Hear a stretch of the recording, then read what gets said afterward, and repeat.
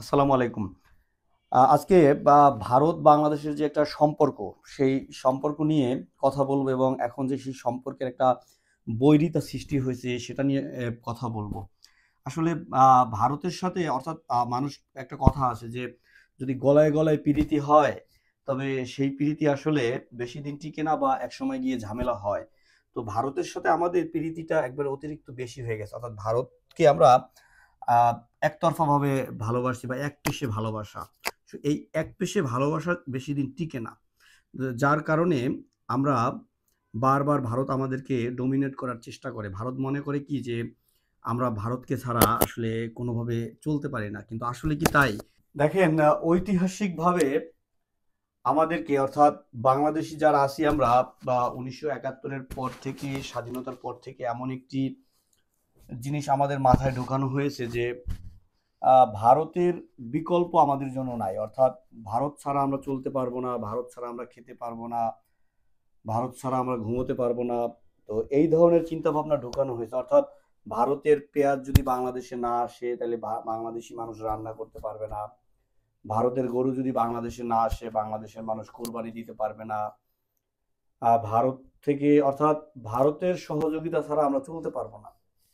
এই ধরনের জিনিসগুলো আমাদের মাথায় এমনভাবে সেট আপ করা হয়েছে এবং আমাদের অধিকাংশ মানুষ সেটা আমরা মাথায় নিয়ে নিয়েছি যে আসলেই ভারত ছাড়া আমাদের চলা সম্ভব না। কিন্তু বাস্তবতা কি তাই?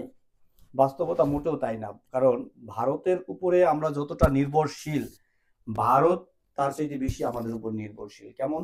অর্থাৎ ভারত আমাদের কাছে যে কোনো প্রোডাক্ট বিক্রি করে আর আমরা ক্রয় করি। অর্থাৎ আমরা হইলাম তাদের জন্য একটা বড় মার্কেট। অর্থাৎ এই মার্কেটটা যদি নষ্ট হয়ে যায়, মার্কেটটা যদি না থাকে, অর্থাৎ আমাদের কাছে যদি কোনো প্রোডাক্ট বিক্রি করতে না পারে, দিন শেষে কিন্তু ভারতের সেটা লোকসান। আমাদের জন্য কিছুটা অস্বস্তির কারণ, কিন্তু সেটা বেশি না। অর্থাৎ অর্থনীতি সেটা বলে না। অর্থাৎ অর্থনীতির ভাষায় দেখবেন যে যে এক্সপোর্ট করে কোনো দেশে, এক্সপোর্টার কান্ট্রি যেটা, তাদের তারা কিন্তু লাভবান বেশি হয়। অর্থাৎ ইম্পোর্টার যারা, তারা অতটা লাভবান হয় না। কারণ হলো যিনি ইম্পোর্টার তিনি চাইলেই যে কোনো দেশ থেকে যে কোনো সময় ইম্পোর্ট করতে পারে যে কোনো প্রোডাক্ট। কারণ তার কাছে টাকা আছে। টাকা থাকলে দুনিয়ায় যেখান থেকে ইচ্ছা সেখান থেকে আনতে পারবেন। হয়তো আপনার একটু হ্যাসেল হবে, আপনার একটু কস্ট বেশি পড়বে, এটা হতে পারে। কিন্তু যিনি বিক্রি করবেন তার কিন্তু চাইলেই সে অ্যাভেলেবেল বাজার ক্রিয়েট করতে পারবে না। যেমন ধরেন আমাদের পোশাক শিল্পের জন্য একটা বড় মার্কেট হলো ইউরোপ এবং আমেরিকা। এখন ইউরোপ আর আমেরিকা যদি চায় যে বাংলাদেশ থেকে পোশাক না নিয়ে আমি ভিয়েতনাম থেকে পোশাক নেব, সে কিন্তু চাইলেই পারে। হয়তো বাংলাদেশের চাইতে একটু বেশি দামে তার নিতে হবে। কিন্তু বাংলাদেশ চাইলেই কিন্তু ইউরোপ বা আমেরিকার মতো একটা বাজার সৃষ্টি করতে পারবে না। একইভাবে ভারতের, যেমন ভারত আমাদের কাছে যে পরিমাণ পেঁয়াজ বিক্রি করে বা আমাদেরকে দেয় বলা হয়, সেটা কি সে না নিজে না খেয়ে দেয়? না। সে নিজে খাওয়ার পরে যতটুকু উদ্বৃত্ত থাকে, অর্থাৎ তার কৃষক ফলায় এবং যেটা বেশি পরিমাণে থাকে সেটা আমাদের কাছে বিক্রি করে। অর্থাৎ তার দেশ এবং তার দেশের কৃষকরা কিন্তু লাভবান হয়। ভারতে এমনিতেই প্রতি বছর বড় ধরনের কৃষকদের একটা বড় ধরনের আন্দোলন হয়। কারণ তারা ওই ধরনের ন্যায্য মূল্য পায় না। তো বাংলাদেশের মতো যদি মার্কেট একটা ভারত হারিয়ে ফেলে, সেক্ষেত্রে ভারতের কি হবে? ভারতের কৃষকরা আরো বেশি বেশি আন্দোলন করবে। কারণ কি, ভারতের এই সমস্ত পেঁয়াজ পচনশীল যে সমস্ত দ্রব্য, অর্থাৎ খাদ্য সামগ্রী টোটালটাই তো পচনশীল। সেটা সে চাইলেই কিন্তু খেয়ে ফেলতে পারবে না, চাইলেই কিন্তু হুট করে একটা দেশে এক্সপোর্ট করতে পারবে না। বা এই আলু পেঁয়াজ এই সমস্ত জিনিস কিন্তু সারা দুনিয়াতে চাহিদা নেই। অর্থাৎ ভারত পাকিস্তান বা মধ্যপ্রাচ্যের কিছু দেশ বা মুসলিম দেশগুলো, এরাই কিন্তু এই সমস্ত জিনিস বেশিরভাগ কনজিউম করে। তো সেক্ষেত্রে সে চাইলেই এই ধরনের নতুন একটা মার্কেট সে সৃষ্টি করতে পারবে না। সে চাইলেই আমেরিকার মানুষকে প্রচুর পরিমাণে পেঁয়াজ খাওয়াতে পারবে না। ওকে? তো সেক্ষেত্রে বাংলাদেশের মানুষের একটা সুবিধা কি, আমি মনে করি ভারত থেকে পেঁয়াজ আমদানি, আলু আমদানি, চিকিৎসা নিতে যাওয়া, এগুলো যদি বন্ধ হয় সেক্ষেত্রে লং টার্মের জন্য কিন্তু বাংলাদেশের জন্য খুবই ভালো। কারণ এই সমস্ত জিনিস বাংলাদেশের মানুষরা বেশি বেশি উৎপাদন করতে আগ্রহী হবে। অর্থাৎ যখন দেখবে যে বাজারে এই জিনিসটার চাহিদা বেশি, বাংলাদেশের কৃষকরা দেখবে, তখন কিন্তু সে উৎপাদন করবে। কারণ এখন উৎপাদন কেন করে না? এখন বাংলাদেশের উৎপাদনের আগেই ভারত থেকে কিন্তু প্রোডাক্ট ঢুকে যায়। অর্থাৎ বাংলাদেশের কৃষকদের একটা পেঁয়াজ উৎপাদন করতে যে খরচ হয়ে যায় তার চাইতে কম খরচে বাংলাদেশ সরকার ইম্পোর্ট করে ফেলে, এই জন্য তারা মার্কেটে লোকসান খায়, এই জন্য তারা বেশি উৎপাদনের দিকেও যায় না।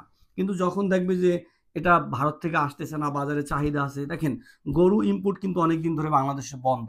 তার মানে কি বাংলাদেশের মানুষ গরু না খেয়ে আছে? এখন কিন্তু বাংলাদেশে হিউজ পরিমাণে গরু উৎপাদন হচ্ছে, বিভিন্ন বড় বড় কোম্পানিগুলো গরুর খামার দিয়ে যাচ্ছে, প্রতি বছর কোরবানিতে কিন্তু আমাদের গরু আরো উদ্বৃত্ত থেকে যাচ্ছে। তো আবার চিকিৎসা, চিকিৎসা যদি আমরা ভারতে না যাই, দেশে যেই দেশের পাশাপাশি কোনো ভারত নাই, যেসব দেশের পাশে বা প্রতিবেশী রাষ্ট্র ভারত না, তারা কি চিকিৎসা নিচ্ছে না? তারা কি একবারই বিনা চিকিৎসা মারা যাচ্ছে? মোটেই না। অর্থাৎ আমাদের চিকিৎসা সেবাও কিন্তু আগের চাইতে উন্নত হবে যদি ভারতের চিকিৎসার দিকে আমরা ধাবিত না হয়ে আমরা নির্ভর। অর্থাৎ আমি বলছি না যে ভারতের সাথে আমাদের বৈরিতা হোক, ভারতের সাথে একটা সুসম্পর্ক থাকবে, সব দেশের সাথেই আমাদের সুসম্পর্ক থাকবে, কিন্তু কোনো দেশের প্রতি আমাদের পুরোপুরিভাবে নির্ভরশীল হওয়া যাবে না। অর্থাৎ আপনি শুধু দেশ না, একটা মানুষের কাছে যদি আপনি আপনার বন্ধুর কাছে যদি বেশি নির্ভরশীল হয়ে যান, অর্থাৎ আপনার বন্ধু যদি মনে করে যে আপনি তারে ছাড়া চলতে পারেন না, তারে ছাড়া ঘুরতে পারেন না, তখন সে কিন্তু আপনাকে পেয়ে বসবে এবং সে আপনাকে বিভিন্নভাবে হেনস্থা করার চেষ্টা করবে, কারণ সে জানে যে আপনি তাকে ছাড়া চলতে পারেন না। তো ভারতও এভাবে বুঝে গেছে আসলে বাংলাদেশ ভারত ছাড়া চলতে পারে না। এই জন্য ভারত বিভিন্নভাবে সেই সুযোগটা নেওয়ার চেষ্টা করতেছে। এর কারণে আমরা বিভিন্নভাবে নিগৃহীত হচ্ছি, বিভিন্ন সময় আমাদেরকে ওইভাবে তারা মনে করতেছে ভারতের আসলে আমরা একটা ওই ধরনের একটা প্রদেশ, এইভাবে তারা ভাবে, ভারতের বেশিরভাগ মানুষ সেভাবে ভাবে। তো সেটা না করে আমাদের উচিত কি যে ভারতের পাশাপাশি আহ অন্যান্য দেশ যেমন চায়না আছে, যেমন ভিয়েতনাম আছে, পাকিস্তান আছে, অন্যান্য মধ্যপ্রাচ্যের দেশগুলো আছে, সবার সাথে আমরা একটা সুসম্পর্ক রাখি। অর্থাৎ কারোর সাথে বৈরিতা না, সবার সাথে সুসম্পর্ক রাখবো। যখন যার কাছ থেকে আমার যে জিনিসটা দরকার আনবো, আমাকে যদি ভারত না দিতে চায় আমি পাকিস্তানের মুখাপেক্ষি হব, পাকিস্তান না দিতে চাইলে আমরা অন্য একটা দেশের কাছ থেকে আমরা আনতে পারি। অর্থাৎ যেটা আমার যখন দরকার, আমাকে তো আর ফ্রি দিচ্ছে না, তাই না? ভারত তো আর আমাকে একবারে ফ্রি যে কোনো কিছু প্রোডাক্ট দিয়ে দিচ্ছে না, আমরা তো ইম্পোর্ট করতে হচ্ছে, তাই না? তো ইম্পোর্ট যেহেতু করবো, আমাদের হয়তো অল্প সময়ের জন্য আমাদের দরকার, এমন না যে ভারত, ঠিক আছে ভারত থেকে আমরা আনবো, কিন্তু আমার কথা হচ্ছে ভারত থেকে যে 100% আনবোই না এমনও না, কিন্তু ভারতের উপর আমাদের নির্ভরশীলতাটা কমাতে হবে। যতদিন পর্যন্ত আমরা নির্ভরশীলতা কমাতে না পারবো, ভারত আমাদেরকে ততদিন পর্যন্ত এইভাবে ডমিনেট করার চেষ্টা করবে। এবং আরেকটা কথা শেষে বলবো, সেটা হলো ধর্মীয় ব্যাপার। দেখেন ভারত কিন্তু একটা ধর্মীয় আর কি গোড়া ধর্মীয় রাষ্ট্র, এবং তারা কিন্তু ধর্মের উপর ভর করে যে কোনো একটা দল ক্ষমতায় আসার চেষ্টা করে, বিশেষ করে বিজেপি।